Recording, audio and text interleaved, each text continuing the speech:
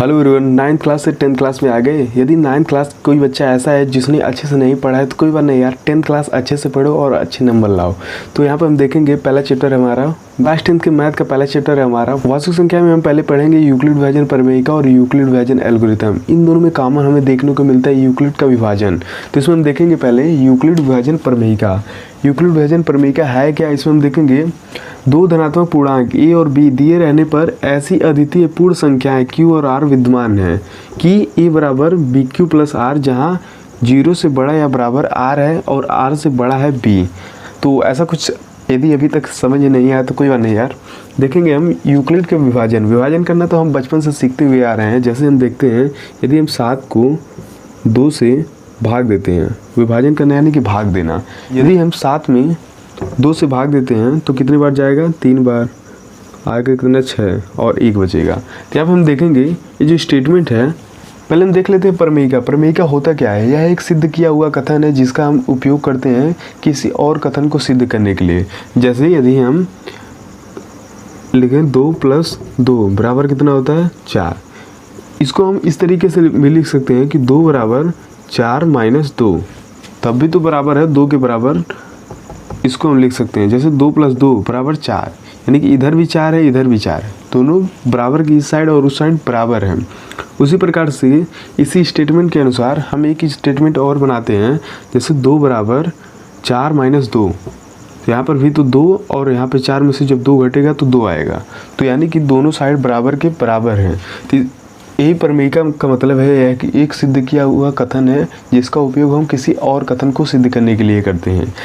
तो देखो यार, यदि यहाँ पे समझ में नहीं आता है तो कोई बात नहीं, पहले कॉन्सेप्ट कभी कभी समझ में नहीं आता है, लेकिन जब हम क्वेश्चन करते हैं तो हमें ऐसा लगता है कि यही कॉन्सेप्ट था जिसे हम इतनी देर से समझने का ट्राई कर रहे थे। तो यहाँ पे हम देखेंगे कि दो धनात्मक पूर्णांक q और b दिए रहने पर ऐसी अद्वितीय पूर्ण संख्या q और r विद्यमान रहती हैं, जहाँ पर a बराबर bq प्लस r। a बराबर bq प्लस r है क्या, इसी को आगे हम समझाते हैं। देखेंगे हम जब 2 से 7 में भाग देते हैं तो कितनी बार गया है, 3 बार, और बचा कितना है, 6। तो जो अंदर होता है इसे हम क्या कहते हैं, भाज्य। और जिस संख्या से भाज्य में भाग दिया जाता है उसे हम क्या कहते हैं, भाजक।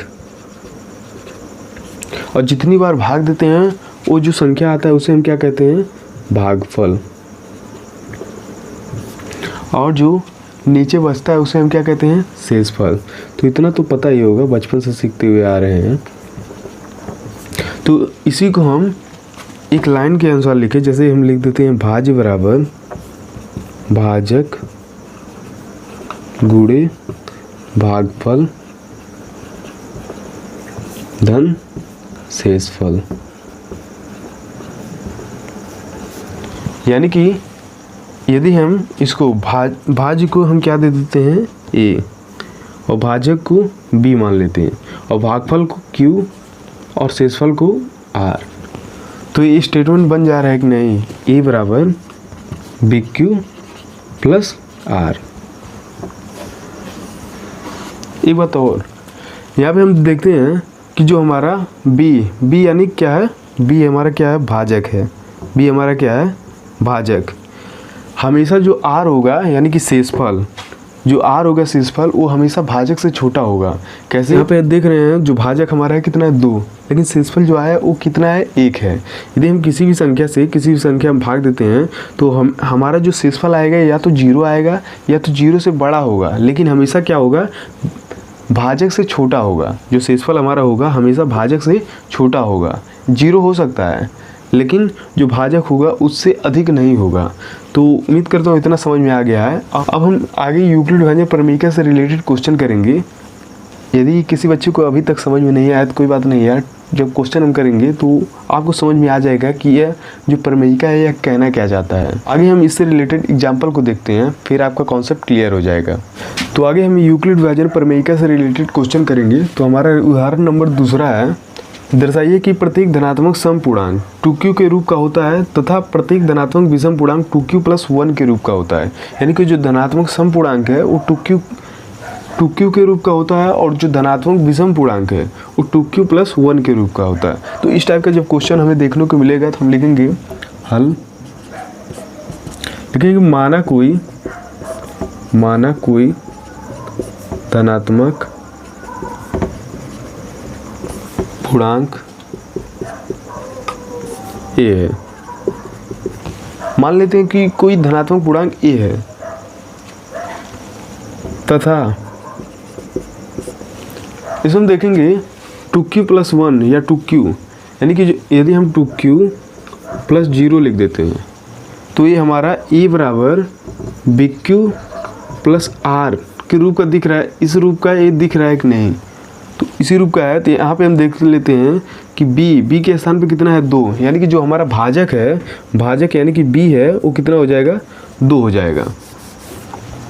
तो लिखेंगे यूक्लिड विभाजन प्रमेयिका से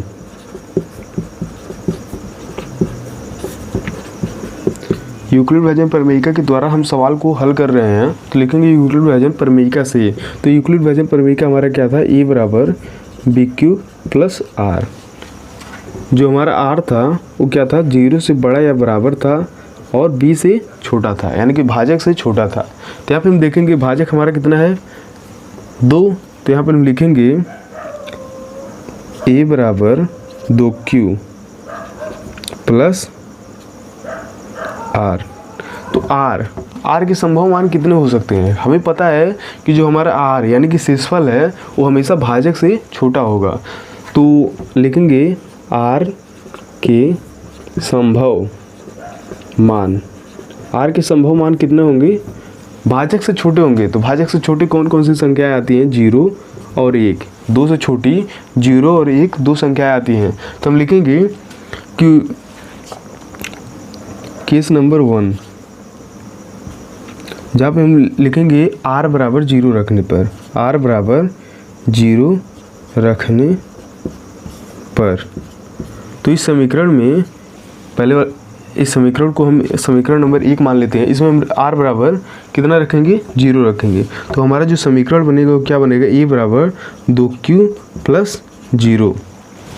0 को हम नहीं लिखते हैं तो क्या हो जाएगा, a बराबर 2q। और दूसरा हमारा क्या बनेगा समीकरण, केस नंबर 2, r बराबर जो हम कितना रखेंगे, r बराबर जो हम 1 रखेंगे। तो r बराबर 1 रखने पर, तो r बराबर 1 रखते हैं तो हमारा क्या हो जाएगा, a बराबर bq, a बराबर क्या होगा 2q+1। r की जगह पे हम कितना रखे हैं, 1 रखे हैं। तो ये बराबर 2q+1। तो ये क्या हो जाएगा, अब हम देखेंगे कि 2q, यहाँ पे हम देख रहे हैं कि जहाँ q कोई पूर्णांक है, यानी कि ये जो q है ये कोई पूर्णांक है। पूर्णांक यानी कि ऐसी संख्या जैसे 1 2 3 4 5 ऐसी कोई संख्या है। यदि हम किसी भी सम संख्या में, यदि हम किसी विषम संख्या से गुणा करते हैं तब भी हमें कितना प्राप्त होगा, कौन सी संख्या प्राप्त होगी, यानी कि 2 × 3 यानी कि 6 क्या है, हमारा सम संख्या है। यदि हम किसी सम संख्या में विषम संख्या से गुणा करते हैं तब भी हमें सम प्राप्त होता है। यदि किसी सम संख्या में हम किसी सम संख्या से गुणा कर देते हैं तब भी हमें सम संख्या ही प्राप्त होगा। 4 दूना 8, यानी कि ये जो दोनों संख्याएं हमें प्राप्त हुई है वो क्या है, सम संख्या है। यानी कि q क्या है, कोई भी पूर्णांक है। यहाँ पे हम कोई भी संख्या ऐसी रखते हैं तो हमें क्या हल करने के बाद क्या मिलेगा, सम संख्या ही मिलेगा। यानी कि यदि हम विषम से गुणा करते हैं तब भी हमें सम प्राप्त होता है, सम से गुणा करते हैं तब भी हमें सम संख्या ही प्राप्त होता है। यानी कि ये जो संख्या ये क्या हो जाएगा, 2q हो जाएगा हमारा सम। और यहाँ पे हम देखते हैं किसी भी सम संख्या में, यानी कि किसी भी सम संख्या, यदि हम 6 में 1 को जोड़ देते हैं तो हमें क्या मिलेगा, विषम संख्या मिलेगा 7। जैसे हमारा जो 2q हमें सम संख्या, यानी कि ये जो ए है ये हमें पता चल गया है कि सम संख्या है। यदि हम उसमें क्या कर रहे हैं, 1 को ऐड कर दे रहे हैं तो हमें क्या मिलेगा, विषम संख्या। यानी कि किसी भी सम संख्या में यदि हम 1 को ऐड करते हैं तो हमें विषम संख्या प्राप्त होगा। तो ये जो 2q+1 है ये क्या है, विषम है। ये क्या है, विषम है। तो हम देख रहे हैं कि हमें दर्शाना है कि प्रत्येक धनात्मक सम पूर्णांक 2q के रूप का होता है तथा प्रत्येक धनात्मक विषम पूर्णांक 2q+1 के रूप का होता है। इसलिए हम एक लाइन और लिखेंगे इसलिए प्रत्येक धनात्मक समपूर्णांक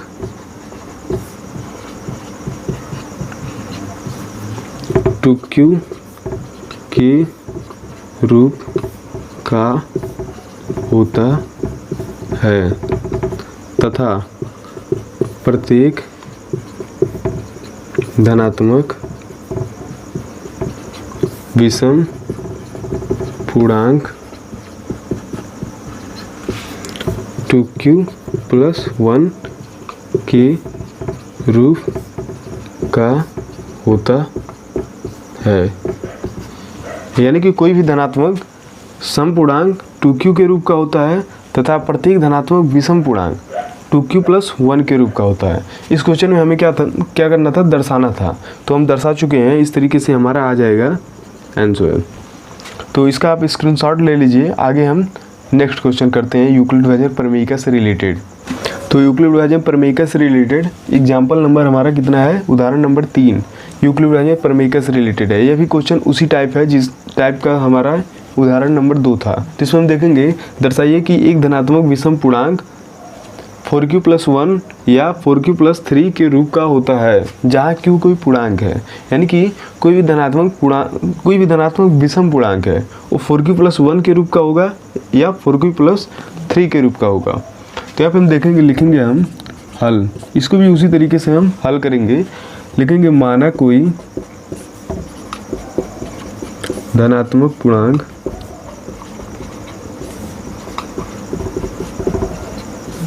ये जो हमारा भाजक, यहाँ पे हम देख रहे हैं BQ+R, यानी कि B के स्थान पे क्या है, 4 है, तथा यानी कि भाजक यानी कि B बराबर कितना है, 4। लेकिन हम यूक्लिड विभाजन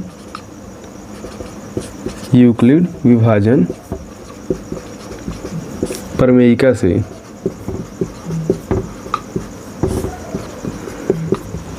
यूक्लिड विभाजन प्रमेयिका हमारा क्या था, A बराबर BQ+R, जहाँ पे 0 से बड़ा या बराबर R था और R से बड़ा B था।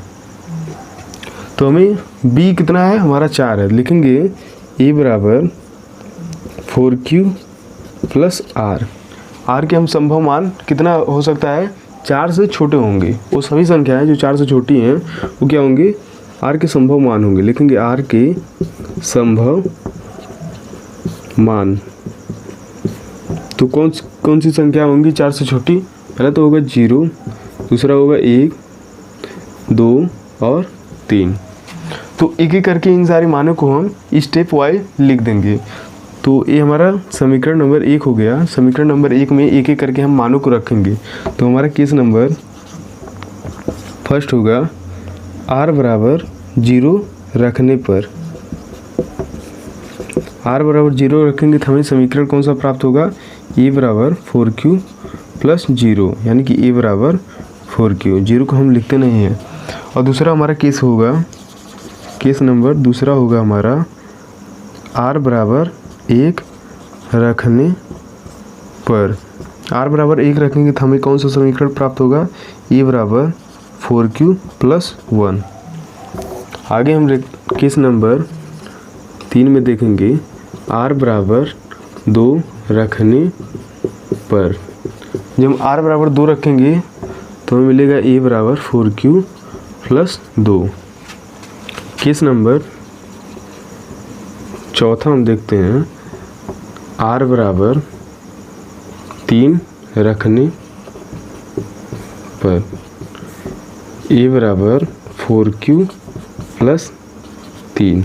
इस तरीके से हम R के सभी मानों को हम समीकरण नंबर 1 में रखे हैं।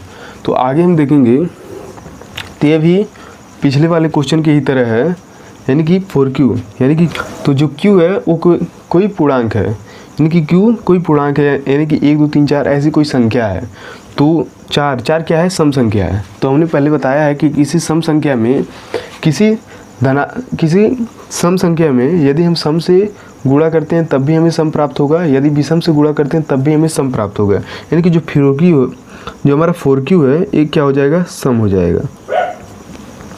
किसी सम संख्या में यदि हम सम संख्या को जोड़ेंगे तो भी हमें क्या प्राप्त होगा, सम। और यहाँ पे हम देखते हैं कि इस सम संख्या में यदि हम एक को ऐड करते हैं तो ये क्या हो जाएगा, विषम।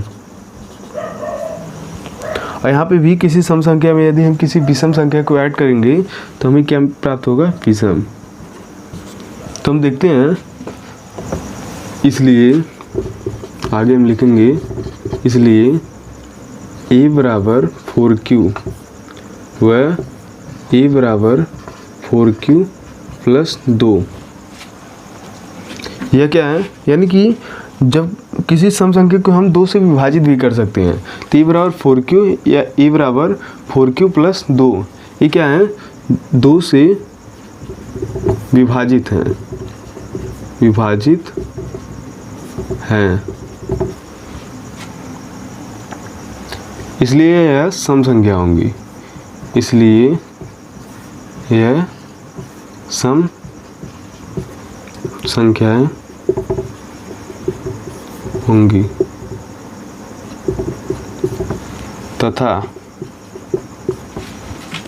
जो 4q प्लस 1 है, a बराबर 4q प्लस 1 और a बराबर 4q प्लस 3, ये क्या है, लिखेंगे a बराबर 4q प्लस 1 व a बराबर 4q प्लस 3। ये दोनों क्या है, ये दोनों है विषम, तो लिखेंगे a बराबर 4q प्लस 1 व a बराबर 4q प्लस 3। ये क्या है, यह 2 से विभाजित नहीं होंगी, अतः धनात्मक विषम पूर्णांक है।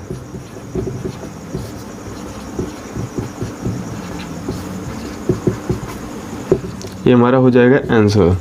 तो हमें क्या करना था, दर्शाना था कि एक धनात्मक विषम पूर्णांक 4q प्लस 1 या 4q प्लस 3 के रूप का होता है, जहाँ q कोई पूर्णांक है। तो हमने दर्शा दिया कि 4q प्लस 1 या 4q प्लस 3 यह क्या है, 2 से विभाजित नहीं होंगी, तो क्या हो जाएगा, यह एक धनात्मक विषम पूर्णांक हो जाएगा। तो इस तरीके से स्टेप वाइज करके, यदि आपको अभी भी समझ में नहीं आया तो वीडियो को पीछे ले जाके देख लेना, हर एक कॉन्सेप्ट क्लियर हो जाएगा। तो इस तरीके से एग्जाम में करके आएंगे, आपको पूरे नंबर मिलेंगे। तो इसका स्क्रीनशॉट ले लीजिए। अगला हम यूक्लिड डिवीजन एल्गोरिथम से रिलेटेड क्वेश्चन करते हैं। आगे हम देखेंगे Euclid division algorithm. Euclid division algorithm है क्या, यह 2 धनात्मक पूर्णांकों का एचसीएफ परिकलित करने की एक तकनीक है। 2 धनात्मक पूर्णांक a और b का एचसीएफ वह बड़ा पूर्णांक d होगा जो a और b को पूर्णतः विभाजित करेगा। यानी कि यूक्लिड डिवीजन एल्गोरिथम यह क्या है, चरणों की एक श्रृंखला है। किसी भी काम करने के लिए हमें कुछ स्टेप दिए रहते हैं कि एक एक करके उन स्टेप को हम करेंगे और हमारा काम पूरा हो जाएगा। तो हम देखेंगे कि कोई भी 2 धनात्मक पूर्णांक होगा, उसका हमें क्या करना है, एचसीएफ ज्ञात करना है। तो यूक्लिड डिवीजन एल्गोरिथम जो एचसीएफ ज्ञात करने की तकनीक है, उसको हम क्या करेंगे, कुछ चरणों के माध्यम से करेंगे। उन चरणों को मैं यहाँ पे नहीं लिखता हूँ, आप किताब में पढ़ सकते हैं, ये एनसीईआरटी के पेज नंबर 5, आप वहाँ पे उन चरणों को पढ़ सकते हैं। मैं यहाँ पे उन चरणों को समझा देता हूँ कि उन चरणों के द्वारा हम एचसीएफ प्राप्त कैसे करेंगे। यूक्लिड डिवीजन एल्गोरिथम और यूक्लिड डिवीजन प्रमेयिका का प्रयोग हम केवल प्रश्नावली 1.1 तक ही करेंगे। उसके बाद हम कुछ अलग चीज़ें सीखेंगे। तो इसका यूक्लिड डिवीजन प्रमेयिका और यूक्लिड डिवीजन एल्गोरिथम के यूज केवल प्रश्नावली 1.1 तक है। इसको हम एग्जाम्पल के माध्यम से समझते हैं। किताब में हमारा पहला एग्जाम्पल है, उसके द्वारा हम यूक्लिड डिवीजन एल्गोरिथम से एचसीएफ निकालेंगे। तो आगे हम यूक्लिड डिवीजन एल्गोरिथम का प्रयोग करके हम एचसीएफ निकालेंगे। तो हम देखेंगे 4052, उदाहरण नंबर 1 है हमारा 4052 और 12576 का हमें क्या करना है, यूक्लिड डिवीजन एल्गोरिथम के द्वारा एचसीएफ ज्ञात करना है। तो एचसीएफ ज्ञात करने के लिए हम क्या करेंगे, जो हमारी छोटी संख्या है, यानी कि जो हमारी बड़ी संख्या उसको हम क्या मानेंगे, ए 12576, और जो हमारी छोटी संख्या है उसको हम क्या मानेंगे, बी 4052। और इसको हम क्या करेंगे, छोटी वाली संख्या से हम बड़ी वाली संख्या में भाग देंगे। तो हम देंगे 12576 में 4052 से हम भाग देंगे, तो भाग कितने बच जाएगा, 3 बार यदि हम देखते हैं, 3 दूना 6, 3 5 15 को 5, 0, यहाँ पे 1 आएगा और 4 3 12। इसको जो हम घटाएंगे, 6 में से 6 जाएगा तो कितना बचेगा 0, 7 में से 5 जाएगा 2 बचेगा, 5 में से 1 जाएगा 4 बचेगा और ये पूरी तरीके से कट जाएगा। हम देख रहे हैं कि पूरी तरीके से हमारा शेषफल 0 नहीं आया। यदि हमारा पहली बार में ही शेषफल 0 आ जाता है तो हमारा उस समय जो भाजक होगा वही हमारा क्या होगा, इन दोनों संख्याओं का एचसीएफ होगा। पहले हम दूसरे तरीके से, छोटी कक्षाओं में हम दूसरे तरीके से, इस तरीके से हम एचसीएफ निकाल देते हैं। कोई संख्या, दोनों संख्याओं के हम क्या करते थे, गुणनखंड विधि द्वारा हम एचसीएफ निकालते थे। लेकिन अब हम क्या कर रहे हैं, यूक्लिड विभाजन एल्गोरिथम के द्वारा हम एचसीएफ निकाल रहे हैं। तो यहाँ पे हम भाग देंगे और जो चरणों की श्रृंखला है, उन चरणों की श्रृंखला यही कहता है कि यदि पहली बार में आपका पूर्णतः विभाजित नहीं होता, यानी कि जो शेषफल वो 0 नहीं आता है, तो दूसरा स्टेप हमारा क्या होगा कि जो हमारा भाजक होगा इसको हम करेंगे अंदर, यानी कि हम शेषफल से भाजक में भाग देंगे। तो 420 है, इसे जो हम 4052 में भाग देंगे तो कितनी बार, 4 9, हाँ 9 बार यदि हम देखते हैं तो 9 का 0 हो जाएगा, 9 दूना 18 और 9 चौक 36, 1 37। 2 में से 0 जाएगा तो कितना बचेगा 2, 15 में से 8 जाएगा तो कितना बचेगा 7, यहाँ पे 9 बचा, 9 में से 7 जाएगा तो कितना बचेगा 2, यहाँ पे कितना बचा 3 बचा, 3 से 3 एक क्या हो जाएगा, कैंसिल हो जाएगा। अब भी हम देख रहे हैं कि जो हमारा शेषफल है वो 0 नहीं आया, तो जो स्टेप हम यहाँ पे दोहराए थे उसी स्टेप को हम यहाँ पे भी करेंगे। जो हमारा भाजक है उसको हम क्या करेंगे, अंदर करेंगे, फिर हम क्या करेंगे, शेषफल से भाजक में भाग देंगे। तो तब तक प्रक्रिया जारी रहेगा जब तक हमारा शेषफल 0 नहीं आ जाता है। तो हम देखेंगे कि 272 से हम 420 में भाग देंगे। तो एक बार देखते हैं, 272, 0 में से 10 में से 2 जाएगा तो कितना बचेगा 8, और 11 में से 7 जाएगा तो कितना बचेगा 4, और 3 में से 2 जाएगा कितना बचेगा 1। अब भी हमारा शेषफल 0 नहीं आया है, तो फिर हम क्या करेंगे, भाजक को अंदर करेंगे, कितना है 272, और ऐसे हम शेषफल से भाग देंगे। तो एक बार देखते हैं, 2 में से 8, 12 में से 8 जाएगा तो कितना बचेगा 4, और 6 में से 4 जाएगा कितना बचेगा 2, और 2 में से 1 जाएगा कितना बचेगा 1। हम क्या करेंगे, फिर भी अभी तक हमारा 0 नहीं आया, तो फिर हम क्या करेंगे, जो हमारा उदाहरण नंबर 1 है, इसका सवाल बहुत बड़ा हो रहा है, आपको एग्जाम में ऐसे छोटे छोटे भाग करने को देगा। तो फिर हम देखेंगे 148 को हम अंदर करेंगे, तो एक बार में 124, 8 में से 4 जाएगा तो कितना बचेगा 4, 4 में से 2 जाएगा बचेगा 2, 24 आ रहा है। हम क्या देख रहे हैं, 124 को अंदर करेंगे, कितने बार जाएगा 5 बार, 5 बार जाएगा। तो 5 चौक 20 को 0, 5 दूना 10, 10 1 11 12, यहाँ पे कितना बच रहा है, 4 में से 0 जाएगा 4 बचेगा, ये तो कट जाएगा। हम इसी को यहाँ पे लिख देते हैं, क्या है हमारा 24 था, 124 था, और कितना 5 बार दिए हैं तो कितना 120 आया है, बचा कितना था 4, यहाँ पे 4 बचा है, इसी को हम यहाँ पे लिखे हैं। तो यहाँ पे हम देखेंगे जब हमारा अभी भी शेषफल 0 नहीं आया, तो फिर हम क्या करेंगे, 24 को अंदर करेंगे, 24 को अंदर करते हैं, 4 से जो 24 में भाग देंगे 6 बार में, तो पूरी तरीके से कट जाएगा। यानी कि जो हमारा शेषफल है कितना आ गया, 24 में से 24 जाएगा 0, यानी कि इस समय जो हमारा शेषफल जो 0 आया है, इस समय जो हमारा भाजक कितना है 4 है, तो हमारा 4052 और 12576 का जो HCF होगा वो कितना होगा 4 होगा। यानी कि लिखेंगे HCF 12576 और कितना है 4052, क्या HCF कितना होगा 4 होगा।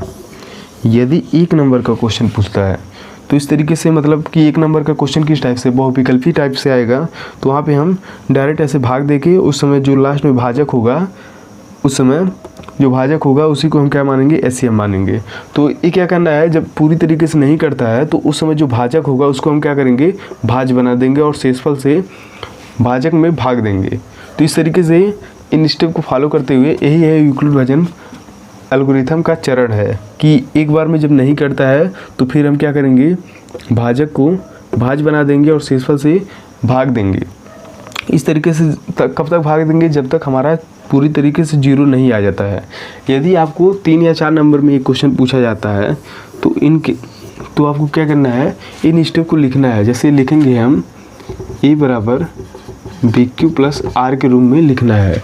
तो देख रहे हैं ये हमारा कितना है, 12,576 और B कितना है, 4,052 और जो हमारा Q है वो कितना है, 3 है, गुणे 3 प्लस R कितना आया है, 420। हम क्या करेंगे, दूसरे स्टेप में हम देख रहे हैं कि जो हमारा A है वो कितना है, इसको हम यहाँ पे करेंगे 4,052 और जो शेषफल है उसको हम क्या बना देंगे, भाजक बना देंगे 420। फिर गुणे 420 से कितने बार, 9 बार, 9 बार किए हैं तो कितना आया है, शेषफल हमारा 272। फिर हम क्या करेंगे, भाजक को भाज बनाएंगे 420 बराबर और शेषफल को भाजक बनाएंगे 272 गुणे कितने बार गया है, एक बार। उसके बाद शेषफल कितना आया है, 148। फिर क्या करेंगे, हम भाजक को भाज बनाएंगे 272 बराबर 148 गुणे कितना है, 1 है तो एक बार किए हैं, प्लस कितना है, 24। फिर क्या करेंगे, हम भाजक को भाज बनाएंगे यानी कि इसको यहाँ पे लाएंगे, लिखेंगे 148 बराबर 24 गुणे कितने बार, 5 बार, प्लस 5 बार किए हैं, प्लस कितना है, 4, यानी कि 5 बार किए हैं तो प्लस 4 आया है। और अब क्या करेंगे, हम 24 को यहाँ पे लाएंगे, 24 बराबर 4 गुणे 6 प्लस लास्ट में कितना है, 0। तो इस समय यहाँ पे जो भाजक है ये हमारा क्या होगा, एचसीएफ। तो यदि आपका एक नंबर का क्वेश्चन बहुविकल्पी में पूछा जाता है तो इस तरीके से भाग देके उस समय जो लास्ट में जब 0 आएगा उस समय जो भाजक होगा वही आपका क्या होगा, एचसीएफ होगा। यदि 2 या 3 या 4 नंबर में क्वेश्चन पूछा जाता है तो आपको इस तरीके से लिखना होगा, यूक्लिड विभाजन एल्गोरिथम का चरणों को इस तरीके से लिखना होगा। तो आप भाग देके इन चरणों को इस तरीके से लिख सकते हैं और फिर लास्ट में लिख देंगे एचसीएफ कितना है, 12,576 और क्या है, 4,052 का एचसीएफ कितना है, यहाँ पे 4 है।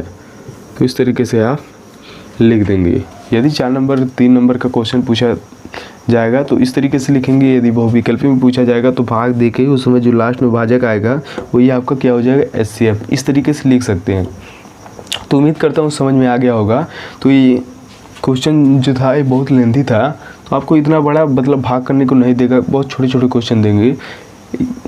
एक्सरसाइज 1.1 में आप देखेंगे तो लास्ट एग्जाम्पल इस एक्सरसाइज में हम देखते हैं। लास्ट एग्जाम्पल चौथा वाला वो भी कुछ यूक्लिड विभाजन एल्गोरिथम पर ही आधारित है, तो इसका स्क्रीनशॉट ले लीजिए। आगे हम नेक्स्ट एग्जाम्पल देखते हैं। तो अगला उदाहरण हमारा उदाहरण नंबर 4। इसमें भी हम यूक्लिड विभाजन एल्गोरिथम का ही प्रयोग करके इस क्वेश्चन को हल करेंगे। तो इतना जो बड़ा सा लिखा हुआ है देखते हैं हम इसमें। एक मिठाई विक्रेता के पास 420 काजू की बर्फियाँ और 130 बादाम की बर्फियाँ हैं। वह इनकी ऐसी ढेरी बनाना चाहता है कि प्रत्येक ढेरी में बर्फियों की संख्या समान रहे तथा ये ढेरियाँ बर्फी की परत में न्यूनतम स्थान घेरें। यानी कि जो मिठाई का विक्रेता है उसके पास 420 काजू की बर्फियाँ और 130 बादाम की बर्फियाँ हैं, तो वह इनकी ऐसी ढेरी बनाना चाहता है कि प्रत्येक ढेरी में बर्फियों की संख्या समान रहे तथा ये न्यूनतम परत में स्थान घेरें। तो इस काम के लिए प्रत्येक ढेरी में कितनी बर्फियाँ रखी जा सकती हैं, तो इसको प्रत्येक ढेरी में कितनी बर्फियाँ रखी जा सकती हैं। तो इस टाइप का जब भी क्वेश्चन आता है तो आपको सिंपल से क्या करना है कि जो 420 काजू की बर्फियाँ हैं और 130 बादाम की बर्फियाँ हैं, इन दोनों का क्या करना है, एचसीएफ निकाल देना है। तो आपका जो एचसीएफ आएगा वही क्या होगा, इन बर्फियों की ढेरियों की संख्या होगा। तो लिखेंगे हम हल। लेकिन जो प्रत्येक ढेरी में बर्फियों की संख्या, प्रत्येक ढेरी में बर्फियों की संख्या बराबर, इधर हम लिखेंगे HCF 420 वो कितना है 130। तो इसका जो हम HCF निकालेंगे तो सिंपल से हम क्या करेंगे, बड़ी संख्या 420 है तो बड़ी संख्या में छोटी संख्या से हम क्या करेंगे, भाग दे देंगे। तो कितने बार भाग जाएगा, तो 3 बार देखते हैं, 0 3 त्रिका 9 और 3 एकन्ना 3। तो 0 में से 0 जाएगा 0 बचेगा, 12 में से 9 जाएगा कितना बचेगा 3, और यहाँ पे 3 में से 3 जाएगा कट जाएगा, और 130 को फिर हम अंदर ले जाएंगे तो 3 चौके 12 यानी कि 120 आएगा। तो इसका गुणा जो हम 4 में करेंगे तो कितना आएगा 120। यहाँ से 0 से 0 आएगा 0, 3 में से 2 जाएगा कितना बचेगा 1, 1 में से 1 जाएगा तो कट जाएगा। तो यहाँ पे हम देखेंगे, फिर हम क्या करेंगे, यूक्लिड एल्गोरिथम का प्रयोग करके ही इसको हम कर रहे हैं। तो हम देखेंगे 30 को जो हम अंदर ले जाएंगे तो कितने बार जाएगा 3 बार, और 30 क्या होगा पूरी तरीके से कट जाएगा, जो शेषफल होगा 0 आ जाएगा। तो ये क्या हमारा, अब देख रहे हैं जो 0 आता है तो उस समय जो HCF होगा हमारा वो क्या होगा, भाजक होगा। तो जो हमारा भाजक होगा वही हमारा HCF होगा। तो लिखेंगे HCF कितना है 420 व 130 का HCF कितना है 10 है। तो इसको हम इस तरीके से लिखेंगे, इसको हम एल्गोरिथम यानी कि A बराबर BQ प्लस R के रूप में लिखेंगे।